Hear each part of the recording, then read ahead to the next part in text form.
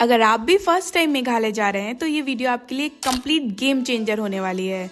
इस 9 days road trip में हमने कवर किए मेघालय के सबसे खूबसूरत वाटरफॉल्स, लिविंग रूट ब्रिजेस और साथ ही हमने एक्सप्लोर किए कुछ ऐसे ऑफ बीट लोकेशन जहाँ भीड़ बिल्कुल नहीं है।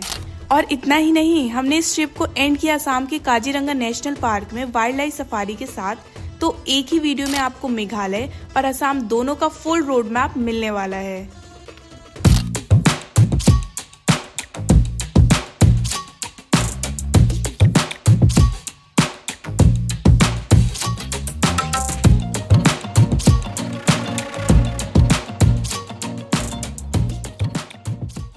इंडिया का नॉर्थ ईस्ट रीजन अपनी खूबसूरती के लिए तो मशहूर है ही, पर यहाँ का एक यूनिक कनेक्शन भी है। नॉर्थ ईस्ट इंडिया में टोटल 8 स्टेट्स हैं। इनमें से 7 स्टेट्स को 7 सिस्टर कहा जाता है क्योंकि ये सारे स्टेट्स आपस में जुड़ी हुई हैं। लेकिन इनका एक भाई भी है, सिक्किम। ज्योग्राफिकली सिक्किम बाकी स्टेट से थोड़ा अलग है, इसलिए इसे ब्रदर का दर्जा दिया गया है। इन 8 स्टेट्स को मिलाकर ही हमारा पूरा नॉर्थ ईस्ट बनता है। 7 सिस्टर में से एक है मेघालय, जिसे बादलों का घर कहा जाता है। मेघालय को दुनिया का सबसे वेटेस्ट प्लेस माना जाता है। मेघालय बेसिकली 3 पार्ट्स में डिवाइडेड है, गारो, खासी और जैंतिया हिल्स। इस वीडियो में हम खासी और जैंतिया हिल्स को डिटेल में एक्सप्लोर करेंगे। हमने ये ट्रिप 9 दिनों में कंप्लीट की, पर अगर आप आ रहे हैं तो कम से कम 7 दिन तो जरूर लेकर आइए। इस वीडियो में मैं आपको बताऊंगी मेघालय ट्रिप की हर एक छोटी बड़ी डिटेल।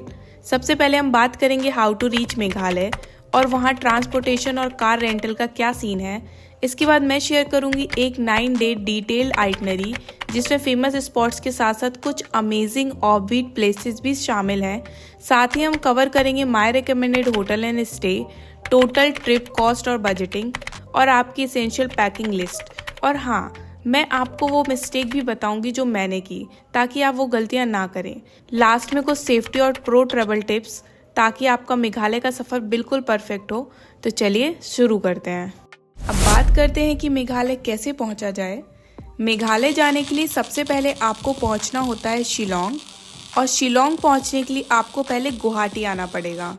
चाहे आप दुनिया के किसी भी कोने से आ रहे हों, अगर आप नॉर्थ ईस्ट एक्सप्लोर करना चाहते हैं तो गुवाहाटी आपका मेन एंट्री पॉइंट होता है। आप गुवाहाटी फ्लाइट या ट्रेन दोनों से आ सकते हैं।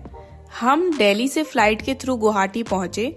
गुवाहाटी से शिलोंग का डिस्टेंस लगभग 98 किलोमीटर का है और रोड जर्नी में तकरीबन 3 घंटे लग जाते हैं। ये रास्ता इतना सुंदर है कि आपको पता ही नहीं चलेगा कि कब आप असम के प्लेन रोड से मेघालय की पहाड़ियों में एंटर हो गए।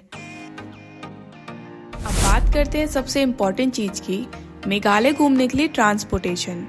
यहाँ घूमने के लिए आपके पास 4 ऑप्शंस हैं, shared cab, private taxi, buses या मेरी तरह सेल्फ ड्राइव कार।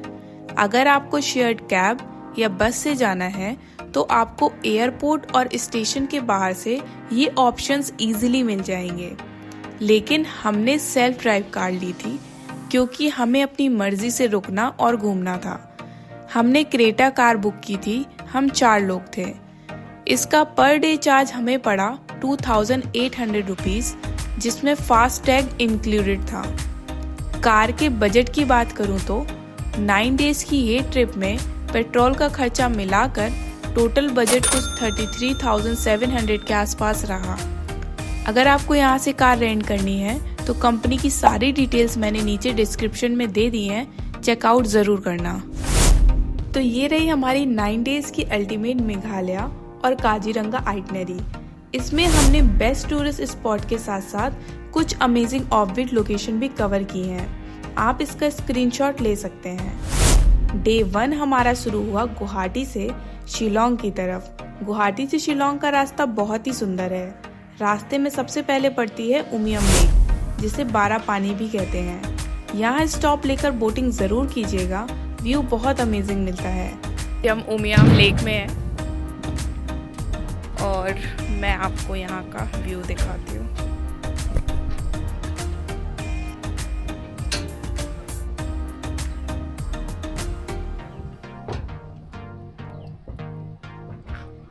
इसके बाद हमने चेक इन किया विवांता शिलोंग में। जो बिल्कुल पुलिस बाजार के पास है।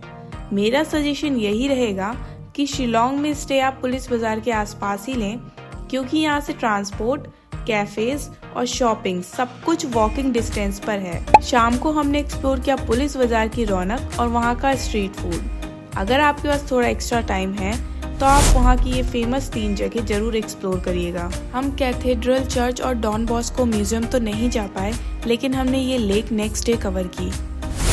शिलोंग को हमने दिए 2 दिन। पहला दिन तो ट्रेवलिंग में ही निकल गया।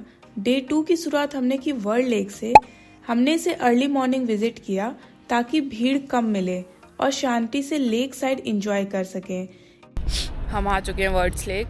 ये जो वुडन ब्रिज दिख रहा है, ये काफ़ी सुंदर इस लेक को मतलब एक जान दे रहा है। यहाँ पे विंटर टेल्स लिखा हुआ है और ये लेक बड़ा प्यारा है। ये देखिए यहाँ की एंट्री। इसके बाद हम निकल गए एलिफेंट फॉल की तरफ। ये 3 लेवल में बटा हुआ बहुत ही सुंदर वाटरफॉल है। हम आ चुके हैं एलिफेंट फॉल और यहाँ के जो चार्जेस है वो 100 रुपीज़ हैं। एंड यहाँ से आपको फॉल अभी दिखाते हैं हम।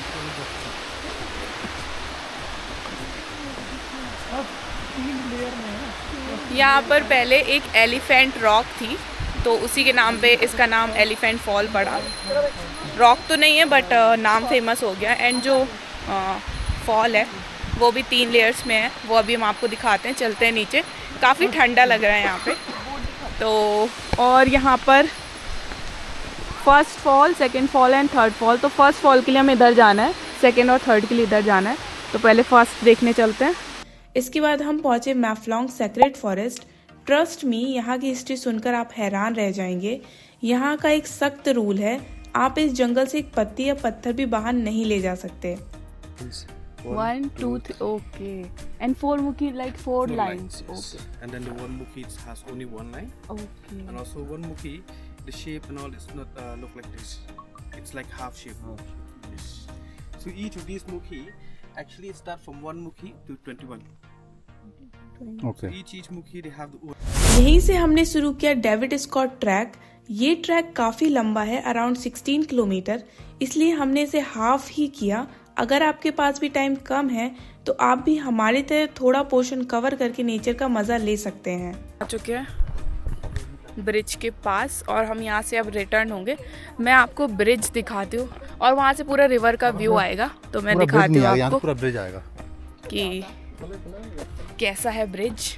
काफ़ी अच्छा लग रहा है, इसके बीच में जाने में और भी अच्छा लगेगा। ये bridge, oh my God, oh my God, oh इसकी लकड़ी कमजोर तो नहीं है? पता नहीं, अब पहली बार ही आए। आज हम विवांता से निकले, फिर हम गए एलिफेंट फॉल। एलिफेंट फॉल के बाद हम गए मैफ्लोंग सेक्रेड फॉरेस्ट। देन हम गए डेविड स्कॉट ट्रेल, जो कि काफ़ी अच्छी थी और काफ़ी हमें टाइम लगा। हम 1 बजे गए और हम आए हैं 4 बजे वहाँ से। वो जो ब्रिज था, वहाँ से जो रिवर थी, वो सब कुछ अमेजिंग था, आपने देखा ही। जैसे कि हमें आज लैटनम कैनन भी करना था, हमारे डे की आइटनरी में था, बट क्या हुआ ना कि बहुत लेट हो गया। हमें 4 तो हमें वहाँ पे बज ही गए थे डेविड ट्रेल पे। तो हमने सोचा कि हम अब कल सुबह करेंगे, क्योंकि वहाँ से सनराइज़ या सनसेट ही आप देख सकते हैं और वो फेमस भी उसी लिए ही है, सनराइज़ या सनसेट के लिए। तो हम आज तो नहीं देख पाए, बट अब हम कल ज़रूर देखेंगे। कल सुबह उठ के हम जल्दी उठने की ट्राई करेंगे और हम जाएंगे डायरेक्ट वहीं पे लैटनम कैनन। एंड देन उसके बाद हम चेरापूंजी निकलेंगे। रात को हमने स्टे किया सिल्वानो सनराइज होम स्टे में। ये शिलोंग के पास ही है, लेकिन मैं ये स्टे आपको सजेस्ट नहीं करूंगी। इससे बेहतर है कि आप अपना बेस पुलिस बाजार में ही रखें, क्योंकि वहाँ से बाकी फैसिलिटीज ज़्यादा अच्छी मिल जाती हैं। चेरापूंजी को भी हमने दिए 2 दिन। डे 3 की शुरुआत हुई बहुत ही जल्दी। हम सुबह 3:30 बजे उठ गए, क्योंकि हमें पहुंचना था लैटनम कैनन सनराइज के लिए। लैटनम कैनन सनराइज और सनसेट दोनों के लिए बहुत फेमस है।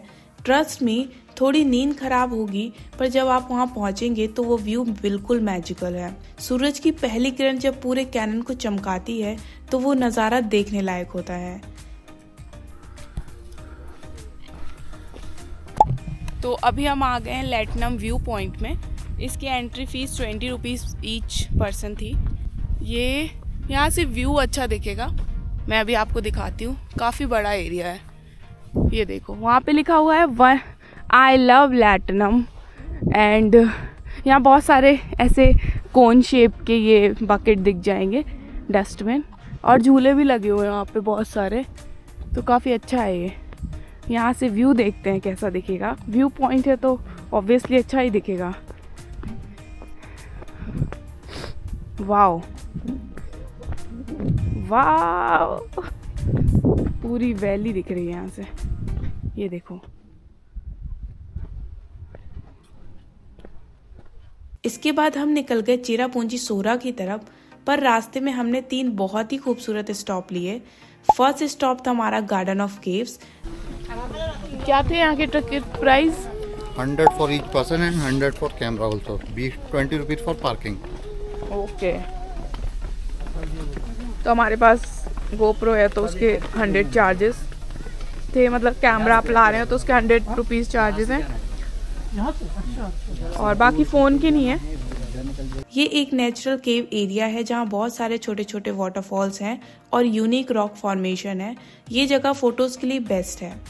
दूसरा स्टॉप लिया हमने लिंक्सकर फॉल में। ये एक हिडन जैम है। यहाँ का पानी इतना टर्किश ब्लू है कि आप देखते रह जाएंगे। थर्ड हमारा स्टॉप था प्रूट फॉल। ये फॉल ओके था। ये वाटरफॉल मैं आपको सजेस्ट नहीं करूंगी। वैसे तो चेरापूंजी के पूरे रूट में बहुत सारे वाटरफॉल्स और केव्स हैं, उनके नाम स्क्रीन पर आ रहे हैं, आप अपने टाइम के अकॉर्डिंग देख सकते हैं। शाम को हम पहुंचे चेरापूंजी और चेक इन किया सैमिका रिजॉर्ट में। ये रिजॉर्ट काफी बड़ा और यहाँ का वाइब काफी अच्छा और रिलैक्सिंग था।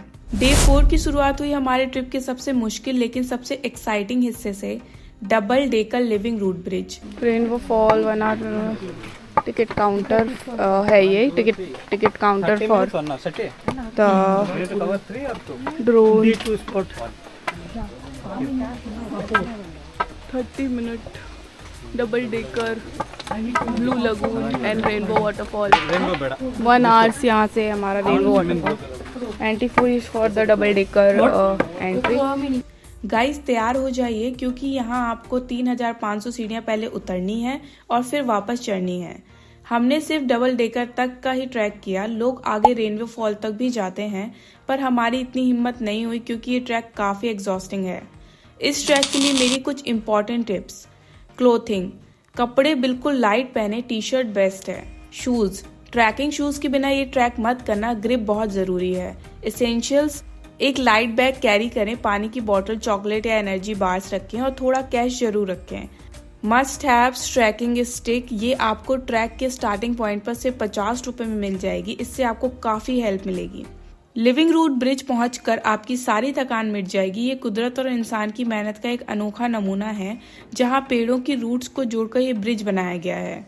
यहाँ के नेचुरल पूल में आप थोड़ी देर पैर डालकर बैठ सकते हैं। वो नेचुरल फिश स्पा जैसा फील देता है। वापस आकर हमने रेस्ट किया सैमिका रिजॉर्ट में, जिसकी जरूरत हमें बहुत ज्यादा थी। डे 5 की शुरुआत हुई मॉलिनोंग विलेज की तरफ निकलते हुए, जिसे एशियाज क्लीनेस्ट विलेज कहा जाता है।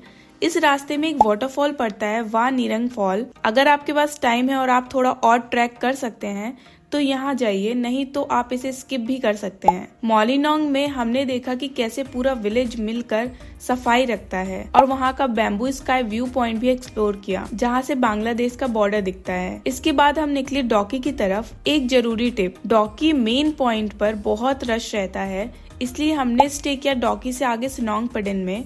ये थोड़ा ऑफ बीट है और यहाँ का वाइब बिल्कुल अलग है। हमने यहाँ की फेमस उमगोट रिवर में बोटिंग की। हालांकि इस वक्त रिवर साइड पर कंस्ट्रक्शन चल रही थी, जिस वजह से पानी उतना क्रिस्टल क्लियर नहीं था जितना फोटोज में दिखता है, पर फिर भी ये एक कमाल का एक्सपीरियंस था। हमारा स्टे था गवू एडवेंचर में, जो रिवर साइड कैंपिंग और एडवेंचर के लिए बेस्ट है। डे 6 हमारे लिए काफी थकाने वाला पर सीख देने वाला दिन था।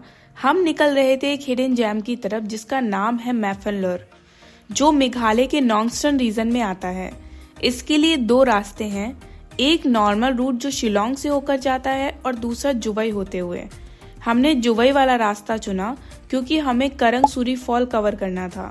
लेकिन गाइस रास्ता इतना लंबा और रास्ते में ट्रक का इतना हैवी जाम मिला कि हमें करंगसूरी स्किप करना पड़ा और हमें मैफनलोर पहुंचते पहुंचते रात हो गई। मेरी एक बहुत ज़रूरी एडवाइस, इस रूट पर निकलने से पहले लोकल्स या अपने होस्ट से ट्रैफिक का हाल ज़रूर पूछ लें। बाकी रूट काफ़ी सीनिक है। जब हम स्टे पे पहुंचे तो रात को हमें कुछ समझ नहीं आया कि जगह कैसी है। हमने बस चेक इन किया मैफनलोर नेचुरल लेक गेस्ट हाउस में, लेकिन असली मैजिक हुआ अगली सुबह जब हम सोकर उठे और बाहर देखा तो नज़ारा बिल्कुल जन्नत जैसा था। चारों तरफ लेक्स और सुकून। रात की सारी थकान उस एक व्यू से दूर हो गई।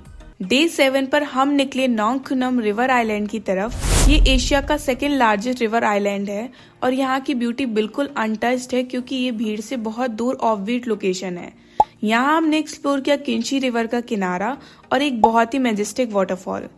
अगर आपको भीड़ भाड़ पसंद नहीं है तो ये जगह आपको जन्नत लगेगी। इस दिन का हमारा स्टे था एडिना होम स्टे में।